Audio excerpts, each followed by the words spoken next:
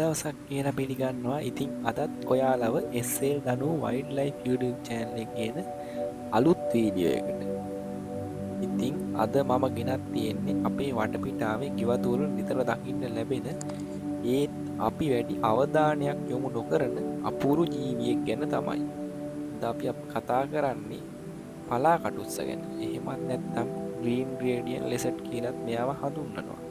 මෙයාගේ විද්‍යාත්මක නාමය තමයි කොලෝටිස් කොලෝටිස් කියන්නේ. බලන්නකො ඔබේ සිරුරේ තියෙන මේ දීප්තිමත් කොළ පාට පරිසරයත් එක්ක කොච්චර ගැලපෙනවද කියලා. ඉතින් මේ පලා කටුස් එක්ක ලේසියෙන් අඳුන ගන්න පුළුවන් ප්‍රධාන ලක්ෂණයක් තමයි උගේ කර දෙපැත්තේ තියෙන මේ තද කළු පාට ලප දෙක. ඒ වගේම උගේ පිටමැදින් තියෙන කටුපේටියත් ලස්සනට පිහිටලා තියෙනවා. ඉතින් ලංකාව වගේ දකුණු ඉන්දියාවේ දකින්න ලැබෙන මේ කටුස්සන් ප්‍රධාන වශයෙන් ආහාරයට ගන්නේ කුඩා කෘමීන්, දලබුවන් සහ බත්කූරන් වගේ සතුන්. ඉතින් මේ වීඩියෝ එකේ ඔයාලට පේන්න තියෙන්නේ මේ කටුස්සා බත්කූරෙක්ව ආහාරයට ගන්නවා.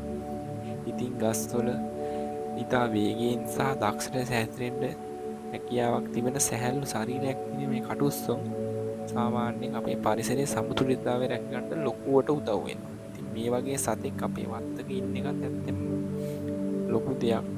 මොකද ඉන්න පොඩි කෘමීන් ආහාරයට අරගෙන අපේ පරිසරයේ තියෙන සමතුලිතතාවය මෙයාලා රැක දෙනවා. ඉතින් මේ වගේ වැදගත් වීඩියෝ බලන්න ඔයාලා කැමති නම් SL දනු වයිල්ඩ්ලයිෆ් YouTube channel එක subscribe කරලා මේ වීඩියෝ එක හොඳ නම් තව කෙනෙක්ට බලන්න share කරන්න කියලා මතක් කරනවා.